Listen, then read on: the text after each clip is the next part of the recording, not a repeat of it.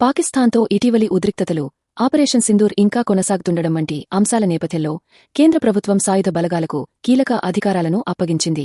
అవసరమైన ఆయుధాలు కొనుగోలు చేసేందుకు ఆర్మీకి ప్రత్యేక అధికారాలు ఇచ్చింది.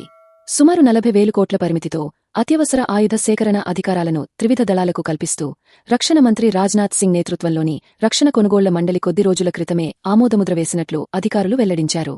ఈ తాజా నిర్ణయం ద్వారా ఆర్మీ, వైమానిక దళం, నౌకాదళం తమ ఆయుధ నిల్వలను మరింత బలోపేతం చేసుకోవడంతో పాటు ఖాళీ అయిన వాటిని తిరిగి భర్తీ చేసుకోనున్నాయి. గతంలో తూర్పు లఖ్లో చైనాతో సైనిక ఘర్షణల సమయంలో తొలి 4 దఫాలుగా ఉగ్రవాద నిరోధక కార్యకలాపాల కోసం 5వ దఫా అత్యవసర కొనుగోలు అధికారాలను ప్రభుత్వం మంజూరు చేసింది.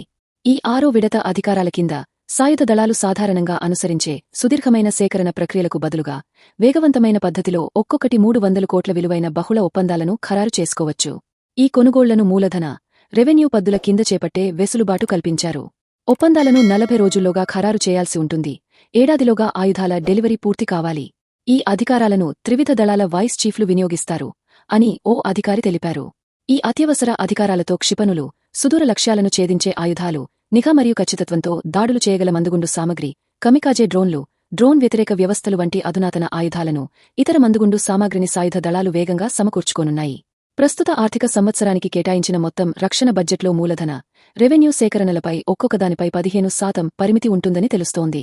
ఇటీవల పాక్తో ఘర్షణల సమయంలో భారత వైమానిక దళ విమానాలు ఖచ్చితమైన దాడుల కోసం రష్యాతో కలిసి భారత్లో ఉత్పత్తి చేస్తున్న బ్రహ్మోస్ సూపర్సోనిక్ క్రూయిజ్ క్షిపణులు, ఇజ్రాయెల్ తయారీ air to ground crystal maze 2, rampage క్షిపణులు, స్పైస్ 2000 ప్రెసిషన్ గైడెడ్ బాంబులు, ఫ్రెంచ్ తయారీ స్కాల్ప్ క్రూయిజ్ క్షిపణులు, hammer air to ground precision guided మందుగుండు సామగ్రిని ఉపయోగించాయి. అలాగే ఇజ్రాయెల్ తయారీ హార్పీ కమికాజే డ్రోన్లను కూడా ఐఏఎఫ్ ప్రయోగించింది. ఇదే రీతిలో ఆర్మీ విభాగాలు స్కై స్ట్రైకర్ వంటి లాంచింగ్ మందుగుండు సామగ్రితో పాటు ఎక్సాలిబర్ వంటి స్మార్ట్ ఎక్స్టెండెడ్ రేంజ్ ఆర్టిలరీ షెల్స్ను నిర్దిష్ట లక్ష్యాలపై ప్రయోగించాయి.